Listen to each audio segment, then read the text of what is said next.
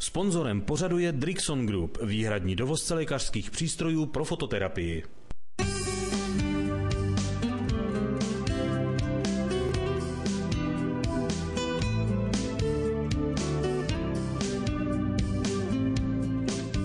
Co byste řekli tomu mít denně doma po ruce pomocníka, který může ulevit od bolesti, alergií i dalších nepříjemností?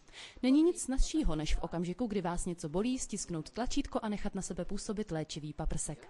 Pro léčbu pohybového aparátu se používá paprsek o vlnové délce 940 nanometrů, který proniká hluboko do tkání a účinně ovlivňuje jejich vyléčení.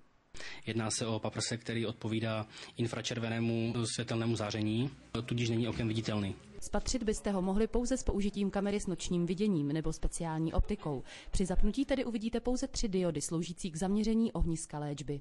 Tímto přístrojem se velmi často léčí různé typy artrózy, revmatismus, různé záněty kloubů, svalů, šlach. Velmi často to používají sportovci pro rychlou rekonvalescenci. Naše přístroje byly také součástí vybavení vrcholových sportovců na olympiádě v Sydney. Pro své účinky je BioBeam 940 nejpoužívanějším fototerapeutickým přístrojem. Působí ve 3 okruzích. Jsou to výrazné analgetické účinky, protizánětlivé účinky a biostimulační účinky. Analgetické účinky jsou využívány vlastně v okamžiku, kdy pacient vlastně trpí bolestí, dochází ke snížení této bolesti bez toho, že by se museli použít medikamenty, což je pro spoustu pacientů velmi výrazný efekt. Protizánětlivé účinky vychází z toho, že působení paprsku roztahuje cévy, dojde k jejich lepšímu prokrvení a tedy kvalitnější látkové výměně. Zánět tak snáze odezní.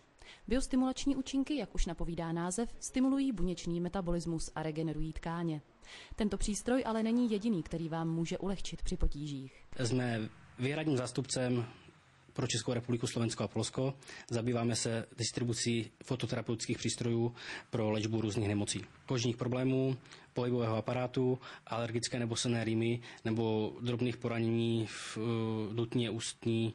Přístroje jsou do naší republiky, Slovenska a Polska dodávány více než 10 let. Za tuto dobu si získali výborné reference od odborné veřejnosti. To použití je nebo bývá velmi časté ve fakultních nemocnicích, v lázních, které se zabývají léčbou pohybového aparátu, jako jsou lázně Teplice, lázně Jáchymov. Díky našim zkušenostem s našimi přístroji na odborných pracovištích si naše společnost mohla dovolit zvýšit záruční dobu na 3 roky.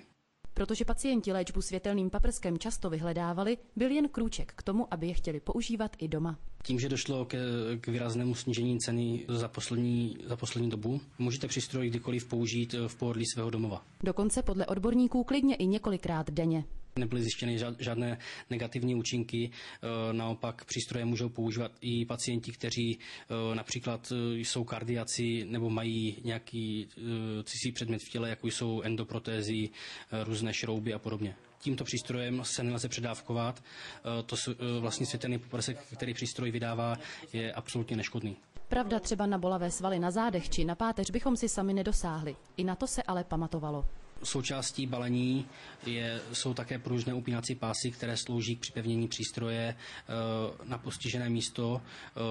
Dá se to využít vlastně na místa, které nejsou přístupná, nebo chce pacient využít pohodlí svého domova, to znamená, že se může pohodlně usadit. Pojďme se tedy podívat na další přístroje. BioBeam 660 využívá světelného paprsku o vlnové délce 630 nanometrů. Jedná se o červené světlo určené pro léčbu kožních problémů. Jako jsou různé otevřené rány, diabetické vředy, bercové vředy, křečové žíly, různé typy ekzémů. A to i atopické ekzémy a tak úporné kožní choroby, jako je například lupénka. Ošetřovat jim lze také rány po amputacích nebo proleženiny. Kožní potíže řeší i další z přístrojů BioBeam Acne, který pomáhá s problémy mladistvé pleti. Další z naší řady je přístroj Bionáze. Je to přístroj, který je určený pro léčbu alergické nebo senné rýmy. Skládá se ze 2 částí, z kontrolní jednotky a nosního aplikátoru se světelným paprskem. Ten způsobuje snížení tvorby histaminu a zpomalení až úplné zastavení alergické reakce. Obrovskou výhodou je jeho mobilita. Protože funguje na baterie, můžete si jej připnout za opasek či na šaty a dělat cokoliv je vám libo. Přístroj vás nikterak neomezuje.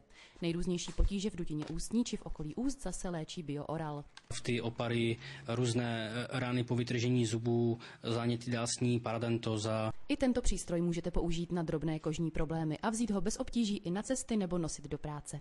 Přístroj BioOral je malých rozměrů, tudíž je určený pro to, aby jej pacient mohl mít neustále u sebe, různě v kabelce, v tašce a podobně.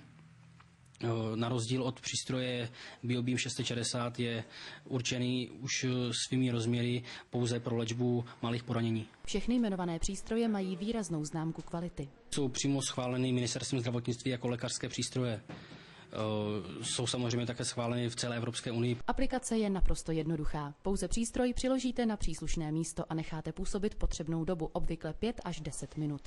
Ve vybavení je i distanční kroužek, který přesně určuje ideální vzdálenost od pokožky.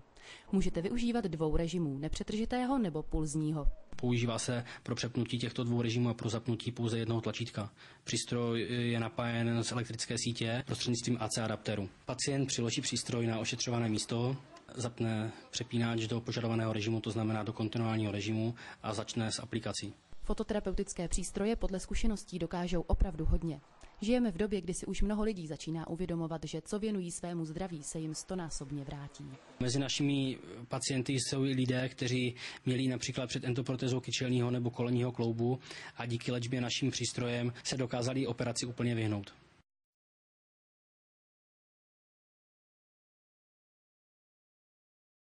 Sponzorem pořadu je Drixon Group, výhradní dovozce lékařských přístrojů pro fototerapii.